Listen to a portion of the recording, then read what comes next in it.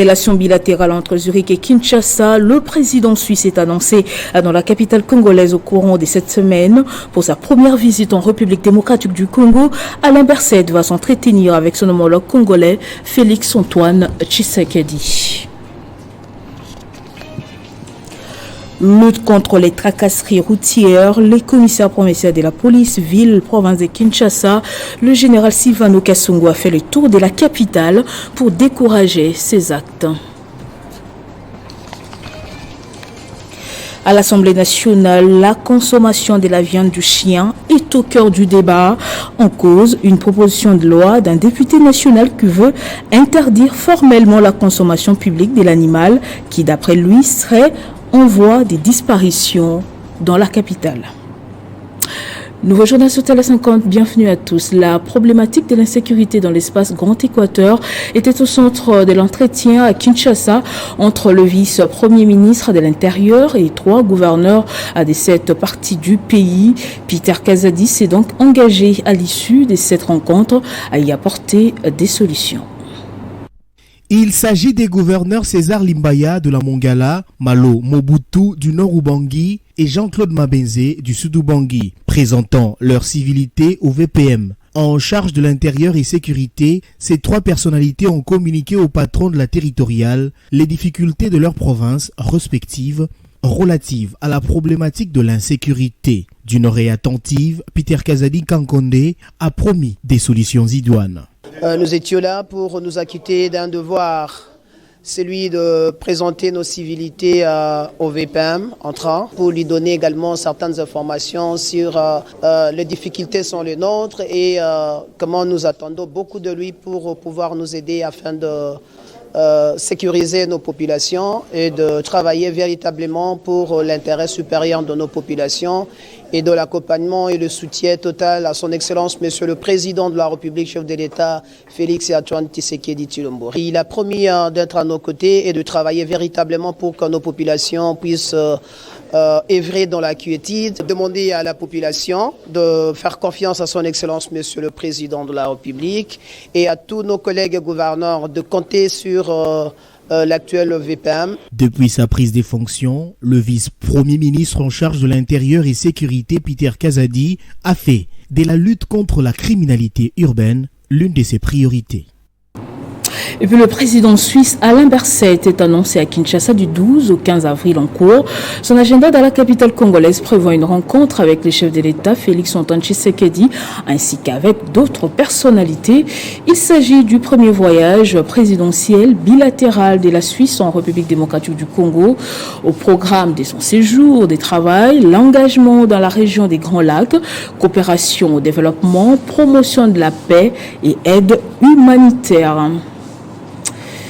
Je le disais au sommaire, c'est un sujet presque tabou, la consommation de la viande du chien, jusqu'à cette proposition de loi débattue ce jour à l'Assemblée nationale et qui fait déjà polémique sur Internet. À la base, l'idée d'un député national de condamner à 20 ans de prison tous ceux qui seront surpris en train de consommer publiquement la viande des animaux de compagnie. Boris Mboukou a plaidé devant les élus pour la préservation de ces espèces en voie de disparition, particulièrement dans la capitale congolaise. La proposition de loi a été jugée recevable par la plénière. Sécurité routière et lutte contre les tracasseries routières dans la capitale congolaise, le commissaire provincial de la police ville de Kinshasa, le général Silvano Kasongo, a fait le tour de la ville pour décourager ces actes. Les promesses faites par le Premier ministre, ministre de l'Intérieur, Peter Kazadi, sur la lutte contre la tracasserie routière et embouteillage ont provoqué une psychose au sein de certains agents de la police de circulation routière. Plusieurs usagers de la route sont les dernières proies des PCR avant l'arrivée des mesures du nouveau ministre de l'Intérieur. Voilà qui justifie la descente sur terrain du commissaire provincial de la police ville de Kinshasa, Silvano Kasongo, pour arrêter tout PCR qui sera surpris dans cette pratique qui dénigre les lois du pays et celles de la ville. Plusieurs agents de la PCR sont surpris et mis aux arrêts pour cette pratique d'indiscipline pour être découragés. Non. Aussitôt arrêtés, ils sont emmenés au commissariat provincial où ils vont subir de lourdes sanctions exemplaires selon la promesse de Silvano Kasongo. Autre chose, amélioration de la qualité de l'enseignement par la construction de nouvelles écoles. Après la construction des écoles à Kananga, Katinda et Mbujima et dans l'espace Kasai, le service national a déployé les bâtisseurs à Chitenge, Boya et Kasinga dans le Okatonga pour construire des écoles qui vont recevoir les élèves d'ici l'année prochaine. Chasser la médiocrité par l'excellence dans le secteur éducationnel en RDC, c'est possible désormais grâce aux prouesses des anciens Kuluna devenus bâtisseurs au service national.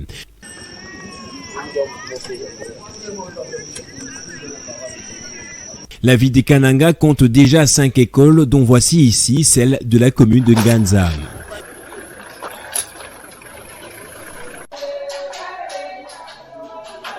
Mupompa, village du chef de l'État, a aussi goûté au professionnalisme de ce jeune qui brûle de reconstruire la RDC grâce à la main-d'œuvre locale.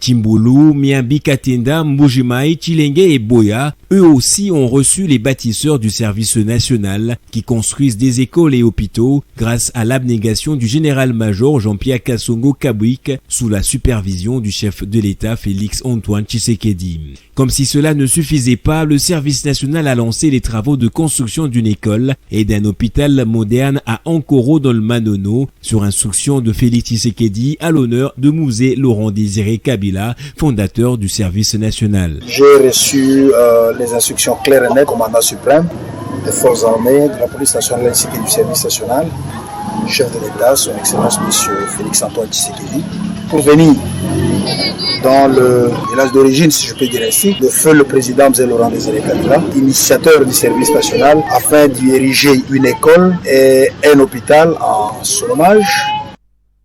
Désormais, le montage de bus de moyen et long châssis se fera ici à Kinshasa. La société suprême automobile du groupe AGI sera bientôt opérationnelle à la 12e rue Limité industrielle et l'entreprise est à pied d'œuvre. Hier, le ministre et vice-ministre des Transports, voies des communications et désenclavement, Marc Ekila et Séraphine Kiloubou ont visité les installations de cette entreprise naissante dans ces secteurs. Désormais, les montages des bus, des moyens et longs châssis se fera ici à Kinshasa. La société suprême automobile du groupe HICHI sera bientôt opérationnelle à la 12e rue Limité industrielle et l'entreprise est déjà à pied d'œuvre. Le mardi 11 avril, les ministres et vice-ministres de transport, voies des communications et désenclavement, Marc Ekila Likombo et Séraphine Kiloubou ont visité les installations de cette entreprise naissante dans les secteurs de transport. Les deux membres du gouvernement ont été accueillis par les chairman Harish, Jacques Tani et les cadres de l'entreprise.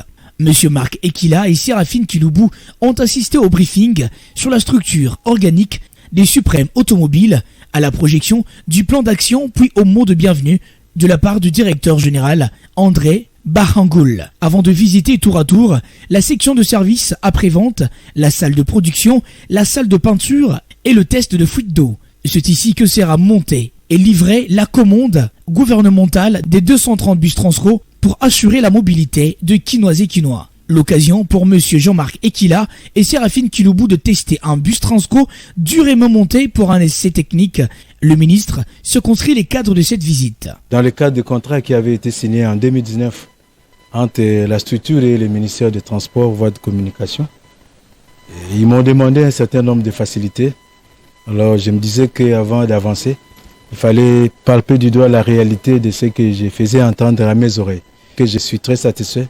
Du moins c'est un projet qui est, je ne dirais pas dans une phase embryonnaire, mais qui est déjà assez avancé. Suprême Automobile prévoit une capacité de montage des 360 bus de 9 et 12 mètres par an et la production des minibus 9 à Kinshasa, une première pour la capitale congolaise. Et puis au parti politique Alliance populaire pour les sociales, les appels se multiplient pour une participation massive des femmes à la sortie officielle ce 15 avril de la coalition CPG dont APPS est membre, se joignant à l'exercice de Séraphine Kilobo, Trésor Kibachi, président national de cette formation politique, a sensibilisé ce mercredi les mamans de l'APPS à prendre part à ce grand événement. Héritier Tambois. Toujours dans le cadre de la préparation de la sortie officielle de la CPG, Coalition nationale pour la parité et la bonne gouvernance, Trésor Kibachi, président national de l'APPS, Alliance populaire pour les sociales, a réuni les mamans de la Fédération de la Tchangou pour expliquer dans les détails le sens de l'engagement des femmes au sein de cette grande coalition.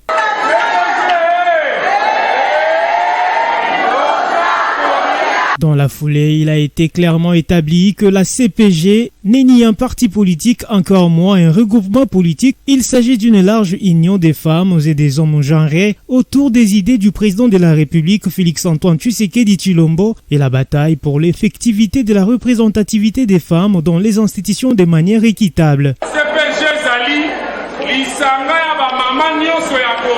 CPG est un regroupement de mamans de la RDC. C'est une initiative de la vice-ministre des Transports, Séraphine Kiloubou, notre autorité morale. Notre parti APPS a adhéré dans la coalition CPG. Il y a un seul rendez-vous indispensable. C'est la sortie officielle de cette plateforme CPG à la Foire internationale de Kinshasa. Je vous invite à venir assister à ces grands événements.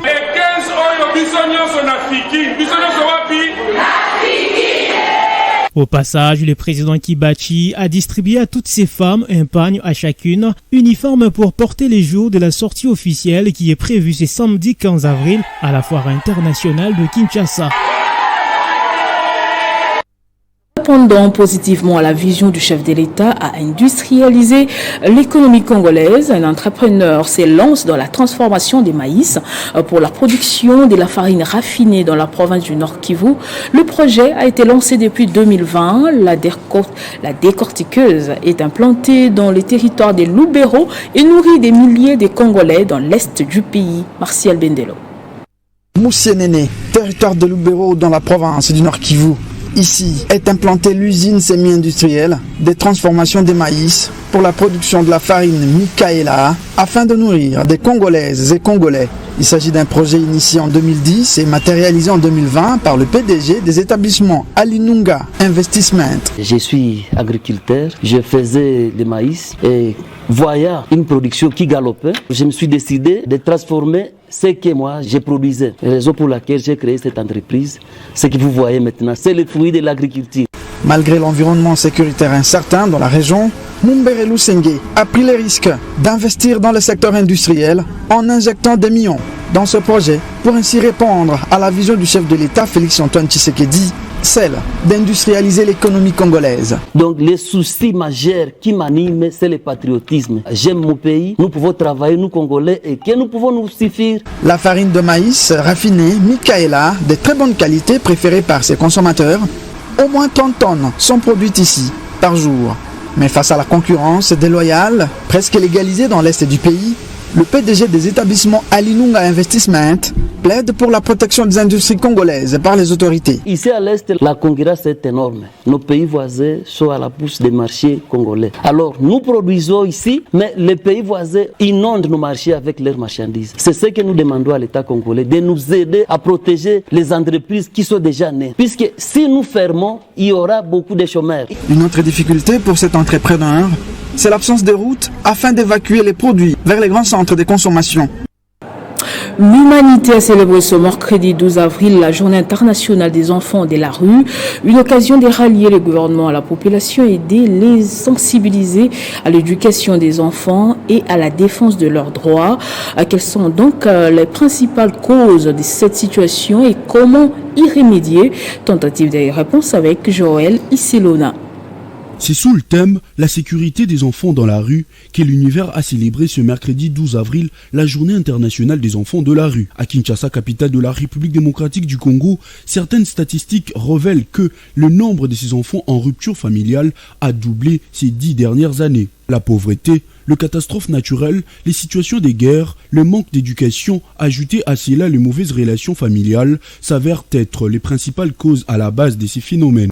Les enfants de rue représentant un défi socio-éducatif qui concerne à la fois les pays en développement et le pays industrialisé. Pour les organisations de défense des droits de l'homme en général et des droits des enfants en particulier, ces enfants ont besoin d'interventions qui répondent de manière appropriée à leurs besoins dans les contextes de leur environnement en s'appuyant sur les compétences des suivis positives qu'ils ont développées à la suite de la vie dans la rue. En RDC comme dans plusieurs pays du monde, les enfants se trouvant dans cette situation ne bénéficient pas de certains privilèges sur le plan sanitaire, sociaux et autres, d'où les plaidoyers faits par les enfants en rupture familiale rencontrés dans les rues de Kinshasa qui appellent l'État congolais à créer des centres de formation professionnelle en leur faveur. Le gouvernement et les décideurs du monde entier sont donc invités à travailler ensemble pour garantir le droit de ces enfants, peu importe leurs origines ou leur milieu de vie.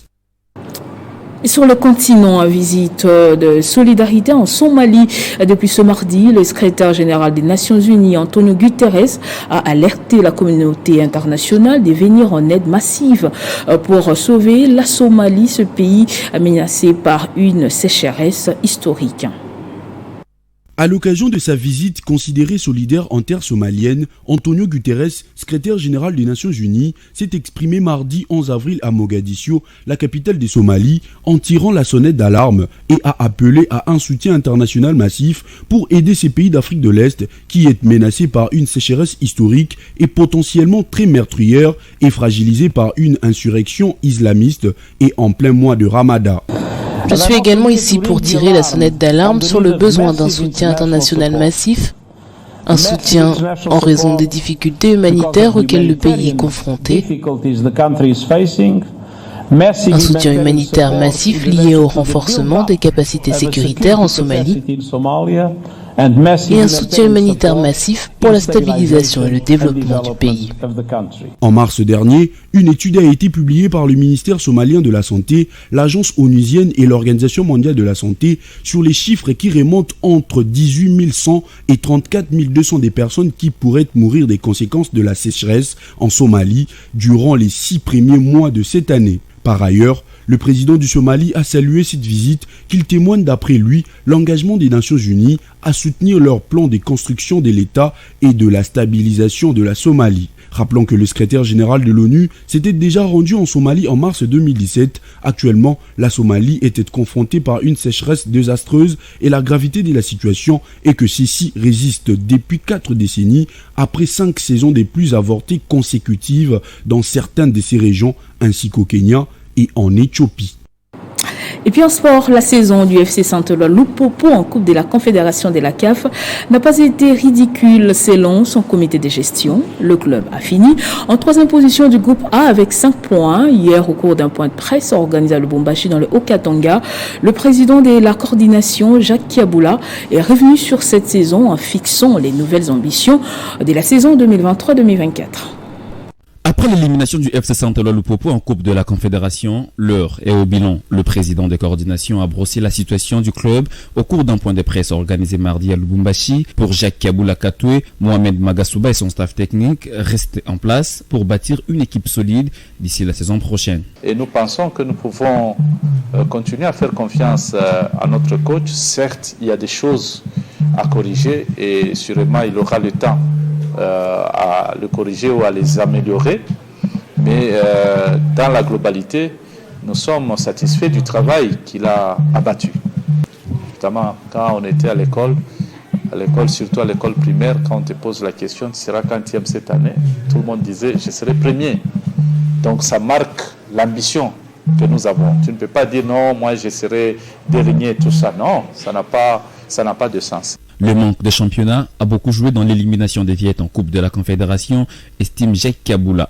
La première difficulté, c'est le fait qu'on n'avait pas de championnat. Le plan et même le travail qui était fait par le coach et son staff a pu produire des résultats que nous avons vus et nous pensons que nous pouvons continuer à faire confiance à notre coach. Certes, il y a des choses à corriger. Vous devez avoir plusieurs matchs, ça vous permet de faire le réglage. Nous avons constaté qu'il y avait aussi ces problèmes d'endurance. Les joueurs jouaient très bien en premier mi-temps et en deuxième mi-temps, la défense s'est laissée avoir par l'adversaire. Les cheminots continuent de travailler pour garder leur niveau en attendant la reprise du championnat national.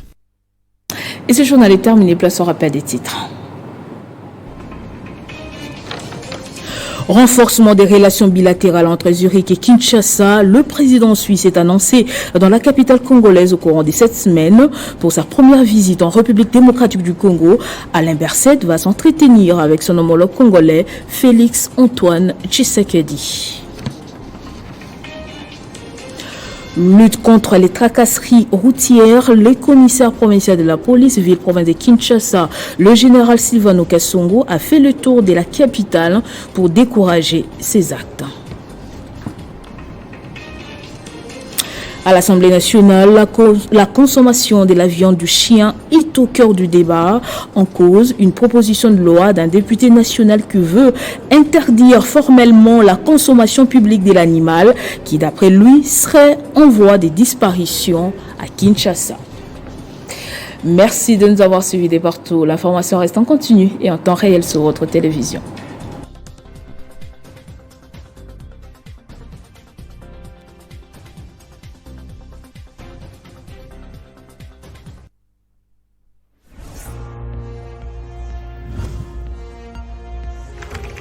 L'actualité reste en continu.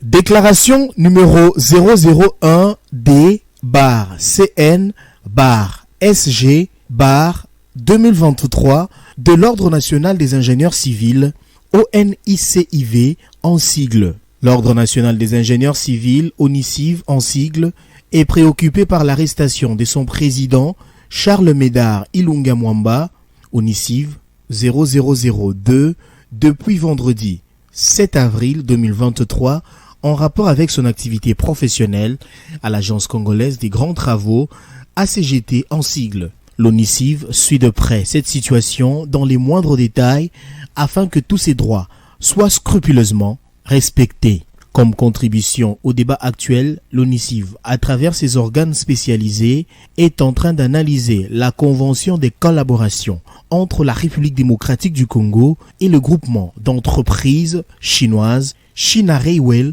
Group Ltd, Sino Hydro Corporation, relative au développement d'un projet minier et d'un projet d'infrastructure en RDC, et partagera ses conclusions au gouvernement. Fait à Kinshasa le 10 avril 2023, Jean-Bernard Chiassouma, ONICIV 0005, secrétaire général, Gustave Zeng Roubouz, ONICIV 0003, premier vice-président du Conseil. C'est dans ce beau cadre du chapiteau du restaurant 19 à Gombe que les femmes du ministère des ITP se sont retrouvées pour clôturer en beauté le mois de mars dédié aux droits de la femme.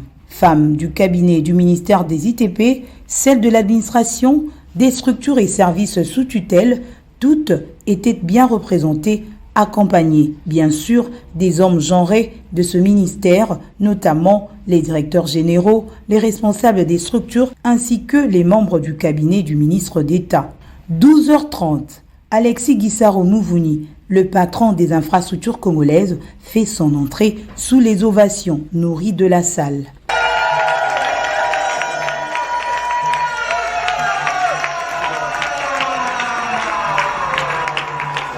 En ce lundi de Pâques, c'est par la prière que tout a commencé. S'en est suivi les différentes interventions des femmes du ministère des ITP, dont Madame Sakina pour le mot de bienvenue, le discours de la présidente de l'association des femmes du ministère des ITP, Madame Fleur Wondozo, axé sur la vision de cette structure, et la présentation des femmes de toutes les structures du ministère des ITP, ainsi que le mot de la vice-présidente de l'association sur l'objectif zéro femme non numérisée au ministère des ITP. Et enfin, l'homme genré qui s'aligne derrière la vision du chef de l'État sur la masculinité positive prendra la parole. Alexis Guissaro Mouvouni a tout d'abord salué la bravoure des femmes de son ministère qu'il qualifie de femmes ardentes, avant de leur promettre son soutien aux différents projets et de leur inviter à s'investir davantage dans la formation. Est-ce qu'il y a des femmes ici? Est-ce que maman va s'allier? Maman va telle, maman va mettre la maman conan. On va mettre la maman cotoyoka. Et donc tous mes remerciements donc au président de la République. Et surtout, je vous remercie, ma maman, pour la joie que j'ai pu ressentir lorsque cette nomination a été prononcée. J'ai reçu beaucoup de messages de votre part pour me féliciter, pour m'encourager. Ma maman, Longo Nyanisus.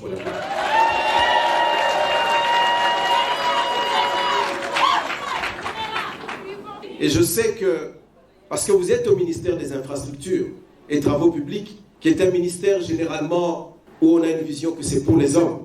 Une femme qui est au ministère des Infrastructures, c'est une femme qui est déjà dans le combat. Nous avons une mission centrale dans la construction de notre pays. Et cela est dit dans un passage que nous avons l'habitude de lire lorsque nous chantons notre hymne national.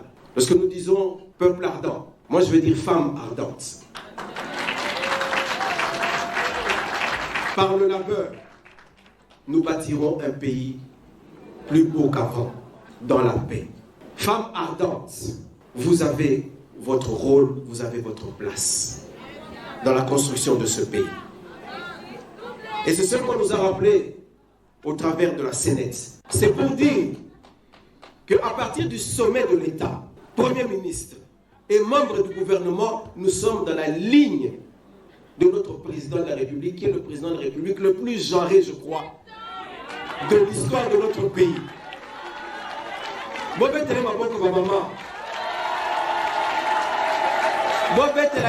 parce qu'il le mérite pour vous. On va vous maîtriser. Numérique, les lots. Ne va vous avoir décidé à lobby.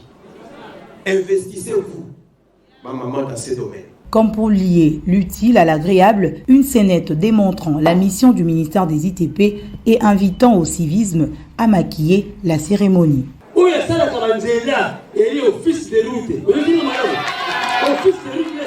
Papa, attends, mais nous sommes dans le ministère. Nous sommes tous les canaux du ministère ITP. Vraiment. Tant que je vois qui m'a dit de la terrasse. On veut que tu m'as dit de Tony. Et qu'on pousse, c'est là où il est terrassé.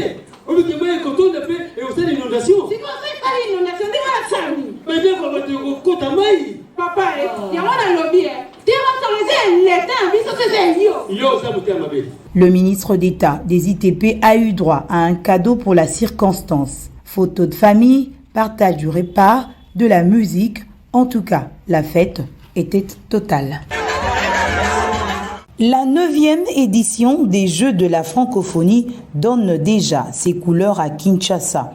Les différents sites qui vont accueillir cette messe culturelle et sportive des pays francophones connaissent leur cure de jouvence. C'est ce qui justifie la descente le samedi 8 avril 2023 du premier Congolais, le président de la République, Félix Antoine Tshisekedi Tshilombo, dans les 3 chantiers de la francophonie à Kinshasa, accompagné du Premier ministre et des membres du gouvernement, dont le ministre d'État des ITP et le gouverneur de la ville de Kinshasa. Le chef de l'État s'est imprégné personnellement du taux d'exécution des travaux de construction des infrastructures. Au stade des Martyrs, c'est la Compagnie Générale de Construction, CGC, qui abat un travail de titan et de qualité qui a d'ailleurs été salué par le garant de la nation conformément aux détails lui fournis par le patron des infrastructures congolaises, Alexis Guissaro-Mouvouni. Ici, le directeur général Montasser Arbide et toute son équipe construisent les gymnases jumelés de 3000 places et un autre de 2000 places. La compagnie générale de construction s'emploie également à la rénovation du stadium de basketball de 800 places. Tout est presque prêt, c'est l'étape de finition. Je vous confirme, Dieu voulant, nous serons dans les délais pour honorer la parole du chef de l'État. Il attend des invités internationaux qui doivent venir dans notre pays Et pour nous, c'est de notre honneur aussi de faire partie de ceux qui vont apporter cette fierté dans notre pays. Ce sont des salles qui seront toutes climatisées et avec toutes les normes selon la logique, disons, des FIBA. Pour ce qui reste à terminer, comme je disais, ce sont des petits travaux de finition qui seront dans le délai complet. Dans un autre site, j'ai cité le stade Tata Raphaël. L'entreprise New Sotem SRL exécute les travaux pour le hall de tennis de table. À en croire son directeur général Gilbert Chizungu, le hall comprendra 2500 places. Actuellement, ces services s'attellent à la pose de la charpente métallique. Même tableau au gymnase Omnisport, judo et lutte libre avec 1500 places. L'entreprise contractante Sodimax SRL, conduite par son directeur général Robert Nyondo, exécute les travaux qui à ce jour consistent également à la pose de la charpente métallique. C'est à l'université de Kinshasa que le chef de l'État a bouclé sa descente par la visite de Home où seront hébergés les athlètes. Les entreprises qui exécutent les travaux sur ces différents sites tiennent compte de la qualité et des normes internationales exigées non seulement par l'OIF mais aussi par le gouvernement congolais.